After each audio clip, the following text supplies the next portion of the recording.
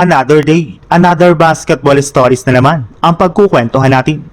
At ngayon nga ay pag-uusapan natin ang balitang hindi na nga po aalis si Kevin Durant sa Houston Rockets at ang balitang pag-alis ni Austin Reeves sa Los Angeles Lakers.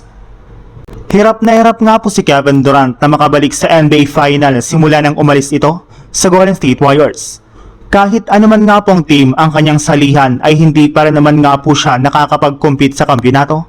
At mas lalo lamang nga pong palala ng palala ang kanyang sitwasyon matapos maaga na lamang ma-eliminate sa first round ng playoffs ang kanyang team na Houston Rockets. At dahil nga po dyan ay marami na naman nga pong naghihinala na posibleng nga po na umalis na naman ito sa Rockets at lumipat ng ibang kupunan. Pero ayon nga po sa isang NBA insider, mismong si Durant na rin naman nga po ang nagsabi na wala na nga po siyang plano o balak pa na umalis sa Rockets at mag-request dito ng trade. Gusto na rin naman nga po niya na makakuha dito ng titulo sa mga susunod na taon at plano nga po niyang tapusin na sa Rockets ang kanyang karir sa NBA. Sa madaling salita, mukhang mananatili nga po si KD sa Rockets ng mas matagal kumpara sa kanyang mga dating team. Bagamat man nga po natalo sila sa Lakers sa first round, ay hindi rin naman nga po totally na ipakita dito ng Rockets ang tunay na lakas ng kanilang team matapos magtamo ng injury si Kevin Durant, since kulang rin naman nga po sila ng mga key players sa pagtatamo rin nila ng injury. As of now nga po ay malaki pa rin naman ang tiwala ni Kevin Durant sa Rockets na makakapag-compete sila sa titulo sa mga susunod na taon.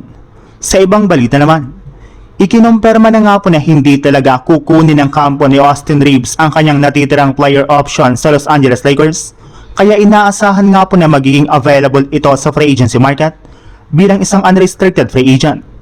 At kahit man nga po sinabi na nito na gusto nga po niyang manatili sa Lakers at kumuha dito ng bagong kontrata, ay nananatili pa rin naman nga pong questionable ang kanyang future sa kanilang kupunan. In fact, sa pagpasok pa lang nga po nito sa free agency ay may ilang mga kupunan na nga po ang nagbigay na agad ng interes sa pagkuha sa kanya. At kabilang na nga po sa mga team na makikipag-agawan kay Reeves ay walang iba kundi ang Brooklyn Nets na willing bigyan si Reeves ng malaki-laking kontrata na hindi afford ng Lakers. Ayon pa nga po sa nalabas na balita, maaari nga po siyang bigyan ng front office ng Nets ng kontrata na aabot ang 5-year $241 million o mahigit sa $48 million per year.